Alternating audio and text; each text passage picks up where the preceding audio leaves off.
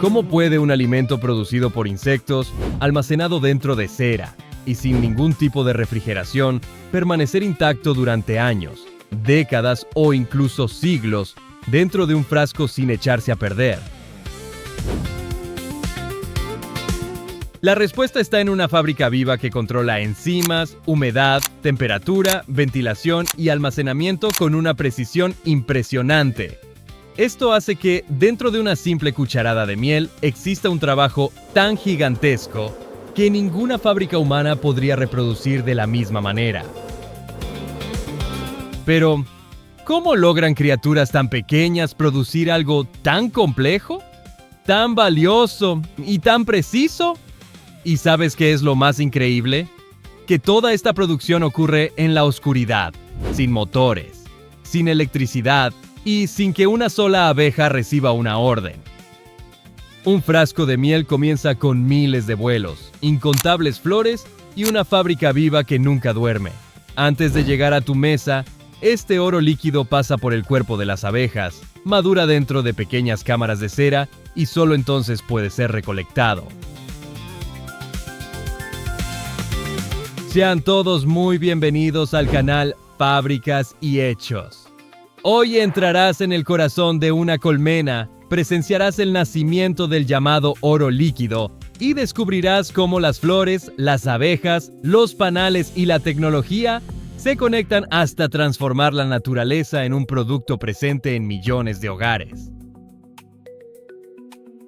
Todo comienza con una sociedad organizada con una enorme precisión. En el centro se encuentra la reina, cuya función principal es poner huevos y garantizar la continuidad de la colonia. A su alrededor trabajan miles de abejas obreras, encargadas de limpiar las celdas, alimentar a las larvas, producir cera, proteger la entrada, ventilar la colmena y buscar alimento. Los zánganos, por su parte, tienen una misión muy diferente: fecundar a una reina durante el vuelo nupcial. ¿Y recuerdas lo que dije antes? Ninguna abeja recibe órdenes como ocurriría en una fábrica humana. La organización surge mediante señales químicas, contacto, vibraciones y comportamientos repetidos. Cada obrera cambia de función a medida que envejece, comenzando con tareas dentro de la colmena y, más adelante, enfrentándose al exterior en busca de néctar, polen, agua y resinas. En este entorno también surgen distintos productos. El néctar se transformará en miel. El polen ayuda a alimentar a la colonia. La cera forma los panales. La jalea real nutre a las larvas y a la reina. El propóleo, elaborado a partir de resinas vegetales, ayuda a sellar y proteger el hogar de las abejas. En nuestro episodio anterior, vimos cómo una fábrica transformaba ingredientes comunes en mayonesa utilizando máquinas, motores y control humano. Aquí sucede casi lo contrario. La miel nace dentro de una fábrica viva, sin electricidad, sin órdenes y con miles de abejas trabajando con una coordinación perfecta. Y aquí surge una gran pregunta. ¿Cuántas flores, cuántos kilómetros y cuántos vuelos se esconden dentro de un solo frasco de miel? Y aprovecha para comprobar si ya estás suscrito a Fábricas y Hechos, porque durante los próximos minutos descubrirás cómo la naturaleza creó una línea de producción tan eficiente que la tecnología humana todavía intenta imitar. Ahora que entendemos quiénes trabajan dentro de la colmena, necesitamos descubrir dónde se instala esta fábrica viva y cómo sus obreras encuentran la materia prima.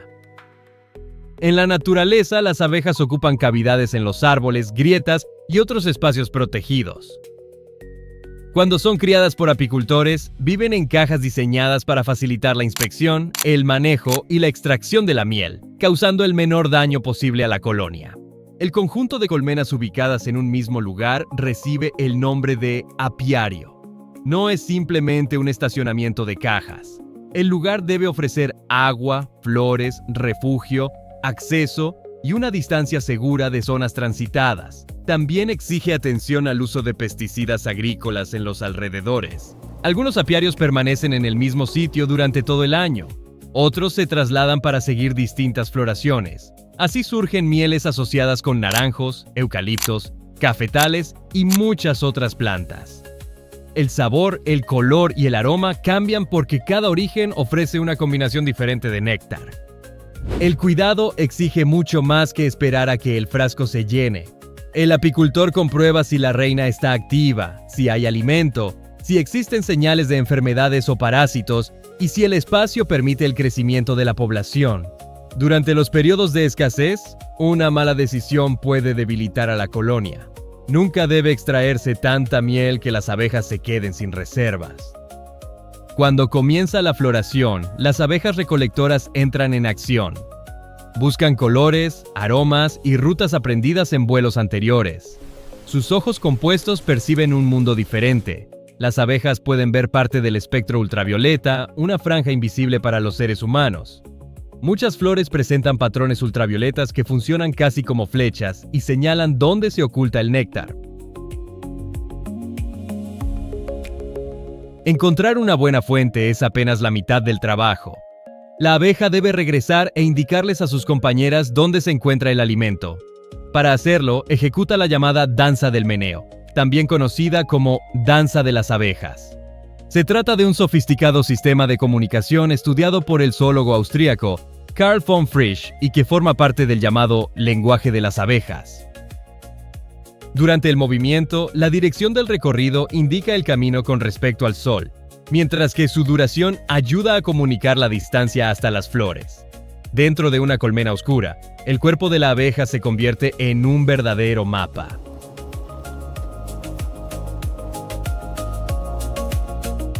Las investigaciones de Karl von Frisch sobre el lenguaje y el comportamiento de las abejas ayudaron a revelar cómo estos insectos comparten información.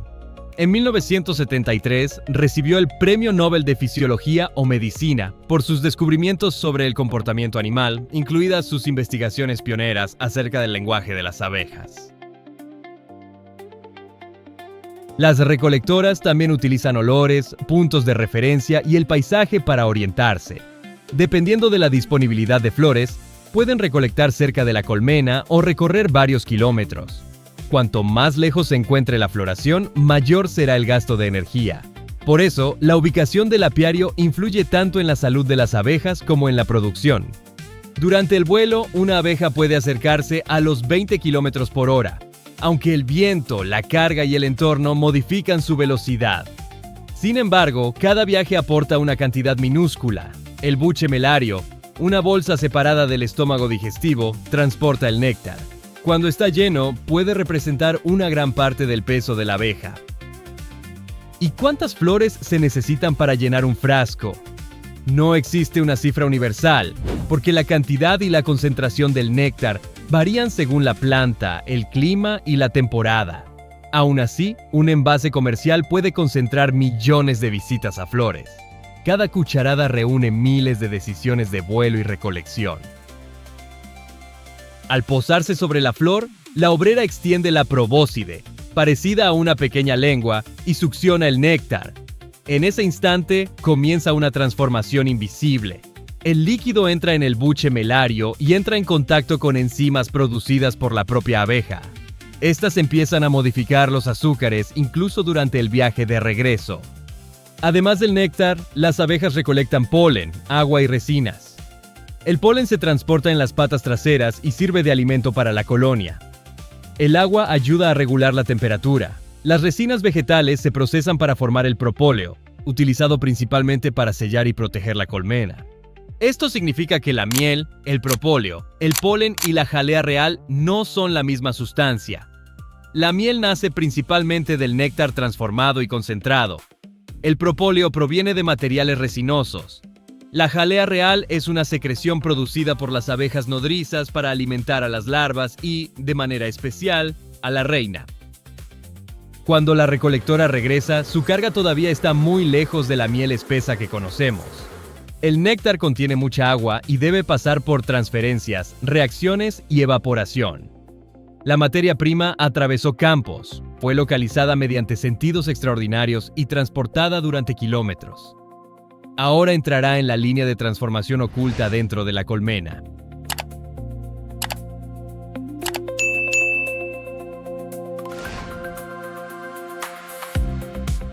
Cuando la recolectora llega a la colmena, no vierte el néctar directamente en el panal. Primero, entrega pequeñas porciones a otras obreras. Este proceso, llamado trofalaxia, puede parecer un simple intercambio de alimento, pero funciona como una secuencia de microtransformaciones. Con cada transferencia, nuevas enzimas entran en contacto con el néctar y modifican su composición. Después, el líquido se deposita en finas capas dentro de las celdas. En esta etapa, todavía contiene demasiada agua para considerarse miel madura. Si se almacenara así, podría fermentar. Por eso, la colmena inicia una operación de secado mediante temperatura, circulación de aire y trabajo colectivo. Cientos de obreras agitan sus alas frente a la entrada y sobre los panales. Esta corriente de aire reduce la humedad y acelera la evaporación. Es como si la colmena contara con un sistema natural de ventilación industrial. Mientras tanto, el calor generado por la población ayuda a mantener un ambiente favorable para el proceso. Poco a poco, el néctar se vuelve más espeso. La sacarosa se descompone parcialmente en azúcares más simples, principalmente glucosa y fructosa. La acidez aumenta, el agua disminuye y el líquido adquiere características que dificultan el crecimiento de muchos microorganismos. Esta combinación es la que hace que la miel sea tan estable cuando se almacena correctamente.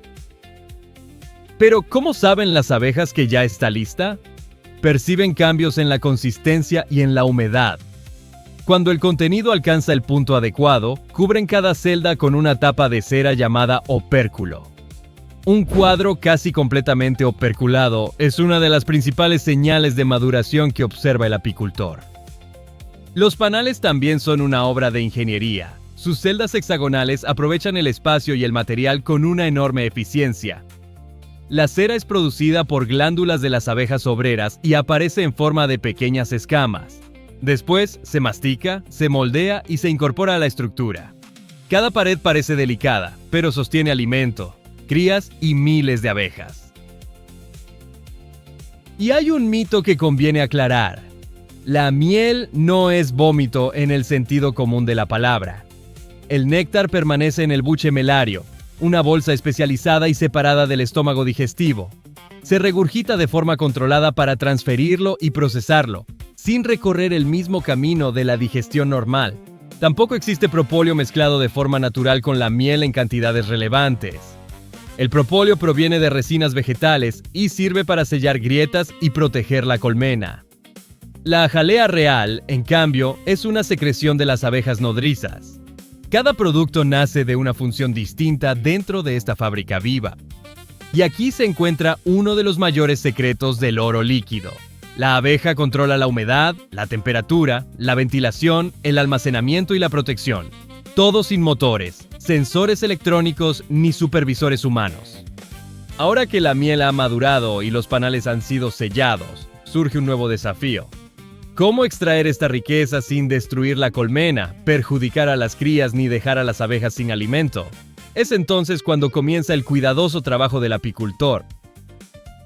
La miel está madura, las celdas están cerradas y la colmena resguarda una valiosa reserva. Pero la cosecha no puede comenzar de cualquier manera. Antes de retirar un solo cuadro, el apicultor observa el comportamiento de las abejas, las condiciones climáticas y el nivel de operculación de los panales. Los cuadros que aún contienen néctar con demasiada humedad pueden comprometer toda la producción, porque el exceso de agua aumenta el riesgo de fermentación. Vestido con overol, guantes, botas y velo protector, el apicultor se acerca a la colmena con movimientos tranquilos. El ahumador libera pequeñas cantidades de humo frío.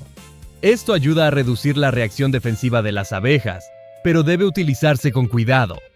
Demasiado humo puede estresar a la colonia y dejar olores indeseables cerca del producto. Se abre la tapa y los cuadros se revisan uno por uno. El apicultor busca panales maduros, bien sellados y ubicados en las alzas melarias, la parte de la colmena destinada principalmente al almacenamiento de la miel. Los cuadros con crías, huevos o larvas permanecen en el nido. También es necesario dejar reservas suficientes para alimentar a la propia colonia, especialmente antes de periodos con pocas flores. Las abejas que permanecen sobre los cuadros se retiran con cuidado. Dependiendo del sistema, esto puede hacerse con cepillos especiales, dispositivos de escape o sopladores utilizados de manera controlada. Después, los cuadros se trasladan en cajas limpias y cerradas hasta la sala de extracción, evitando el polvo, la humedad, los insectos y el contacto con el suelo. Es en este punto donde el trabajo de la naturaleza se encuentra con la tecnología. Dentro de la unidad de procesamiento, las superficies, los utensilios y los equipos deben estar completamente higienizados. La miel ya debe tratarse como un alimento listo para el consumo. Una falla de limpieza puede contaminar en cuestión de minutos el resultado de miles de vuelos. La primera operación es el desoperculado.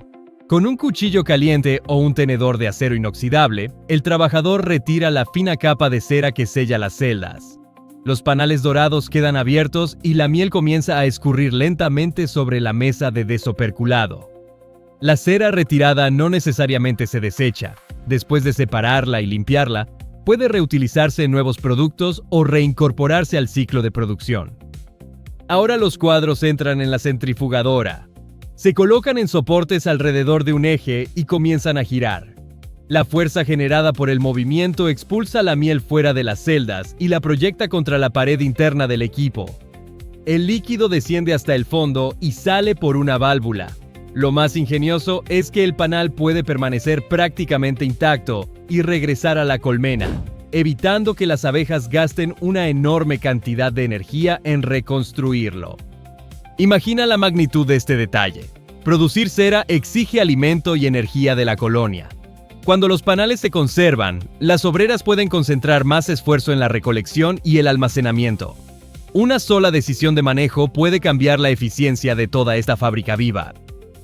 ¿Ya imaginabas que los mismos panales podían utilizarse nuevamente? Cuéntanos en los comentarios qué fue lo que más te sorprendió hasta ahora y escribe también tu ciudad y tu estado. Así sabremos hasta dónde está llegando este viaje por el mundo de la miel. Al salir de la centrifugadora, la miel todavía puede contener pequeños fragmentos de cera, partículas de propóleo y burbujas de aire. Por eso, pasa por coladores o filtros adecuados. El objetivo es eliminar residuos físicos sin convertir el producto en una sustancia refinada de manera artificial. Después viene la decantación. La miel filtrada permanece en tanques cerrados durante un periodo controlado. Las burbujas de aire y las partículas ligeras suben, mientras otros residuos se depositan. Es una etapa silenciosa, pero decisiva para dejar el líquido uniforme antes de los análisis y el envasado. El control de la temperatura también es importante. Un calentamiento excesivo puede alterar el aroma, el sabor y algunos componentes utilizados como indicadores de calidad. Cuando es necesario aplicar calor para facilitar el flujo o realizar alguna etapa autorizada del proceso, el tiempo y la temperatura deben controlarse con precisión. Al final de este recorrido, la miel parece estar lista. Sin embargo, su apariencia dorada no garantiza pureza, madurez ni seguridad. Antes de entrar en el frasco, las muestras deben revelar cuánta agua permanece en el producto, cuál es su nivel de acidez, en qué estado se encuentran sus azúcares y si existen señales de adulteración. La siguiente etapa será prácticamente una investigación científica dentro de cada lote. La miel salió de la centrifugadora, pasó por los filtros y reposó en los tanques. A simple vista parece lista. Para el laboratorio, sin embargo, todavía es un lote bajo investigación. ¿Contiene demasiada agua? ¿Comenzó a fermentar? ¿Sus azúcares provienen realmente del néctar? Son preguntas que necesitan respuestas, y es en esta etapa cuando la apariencia da paso a las mediciones. Una de las primeras pruebas mide la humedad. En México, la normativa técnica establece, para la mayoría de las mieles, un límite máximo de 20 gramos de agua por cada 100 gramos de producto. Cuanto mayor sea la humedad, mayor puede ser el riesgo de fermentación. Por eso cosechar panales maduros marca una gran diferencia. También se evalúan la acidez, los azúcares, la actividad enzimática y los sólidos insolubles. Ningún resultado aislado cuenta toda la historia. Los técnicos comparan distintos parámetros para descubrir si el lote conserva sus características naturales y si se le añadió algún jarabe externo. Aquí surge una confusión muy común. Que la miel sea pura no significa que no contenga azúcar. Es naturalmente rica en glucosa y fructosa, formadas a partir del néctar procesado por las abejas.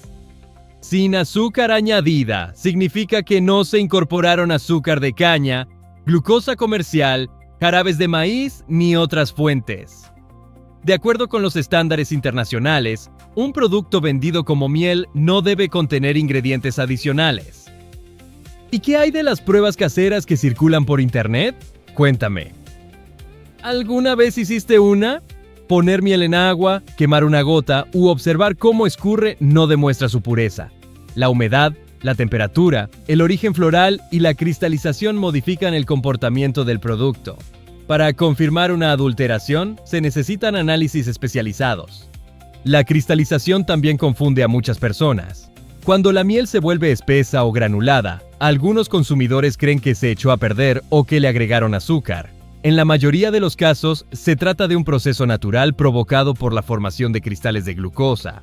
Algunas mieles cristalizan rápidamente, mientras otras permanecen líquidas durante más tiempo, dependiendo de su composición, la temperatura y el origen botánico. El color y el sabor también varían. Una miel clara puede ser suave, mientras otra más oscura puede tener un aroma intenso. Esto no establece una regla universal de superioridad. La floración, el territorio, el clima, la especie de abeja y el manejo dejan huellas diferentes en cada lote. Después de ser aprobada, la miel pasa al envasado. Las máquinas dosificadoras colocan volúmenes precisos en frascos higienizados, que reciben tapa, sello, etiqueta, número de lote y fecha de caducidad. La trazabilidad permite seguir el recorrido desde el frasco hasta el procesamiento e incluso hasta el apiario de origen. Antes de salir de la planta, los envases se revisan para detectar fugas, errores de peso y fallas en el cierre. Solo entonces se colocan en cajas y se envían a los centros de distribución. Pero el viaje todavía reserva dos preguntas. ¿Qué países lideran la producción mundial y existe realmente una miel que pueda considerarse la mejor del planeta? Después de ser aprobada, envasada y etiquetada, la miel sale de la unidad de procesamiento y entra en una red de cajas, almacenes, camiones y mercados. El frasco parece pequeño, pero transporta una cadena que comenzó cuando una abeja encontró una flor gracias a sus colores, aromas y señales ultravioletas invisibles para nuestros ojos. A escala mundial, esta cadena alcanza proporciones impresionantes. Datos actualizados de la FAO indican que en 2024 se produjeron cerca de 2 millones de toneladas de miel en todo el planeta. China se mantuvo a la cabeza, con aproximadamente 456,000 toneladas, casi una cuarta parte de la producción mundial. Después aparece en India con cerca de 146,000 toneladas y Turquía con aproximadamente 95,500 toneladas. Es decir, mientras una sola abeja transporta apenas una diminuta gota de néctar en cada viaje, millones de colonias repartidas por el mundo logran transformar ese esfuerzo casi invisible en una producción gigantesca. Pero, ¿cuál es la mejor miel del mundo? No existe una única respuesta científica. Los concursos evalúan el sabor y el aroma, los mercados valoran la rareza y el origen, y los laboratorios verifican la composición y la autenticidad. La miel de Manuka, producida a partir del néctar de la planta Manuka en Nueva Zelanda, se convirtió en una de las más famosas y costosas. Para exportarse con ese nombre, debe cumplir con una definición oficial de autenticidad.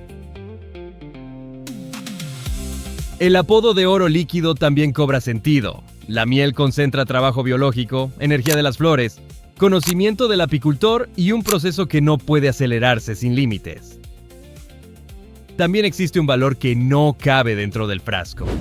Al visitar las flores, las abejas transportan polen y ayudan a la reproducción de muchas plantas.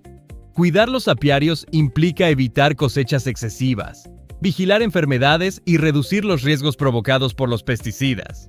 Producir miel depende de mantener viva la fábrica que la hace posible. Y aquí está la curiosidad final. La miel fue creada por las abejas como reserva de alimento para la colonia, no para los seres humanos. Nosotros aprendimos a recolectar una parte de esas reservas, procesarla y distribuirla sin interrumpir el ciclo. Desde la flor hasta el envasado, cada frasco guarda una historia que casi nunca aparece en las etiquetas. Suscríbete a Fábricas y Hechos para seguir descubriendo cómo la naturaleza y la tecnología transforman materias primas en productos presentes en nuestra vida. Y cuéntanos en los comentarios qué descubrimiento sobre la miel fue el que más te sorprendió hoy. Y si crees que ya lo viste todo, entonces no imaginas la fábrica que mostramos en nuestro episodio anterior.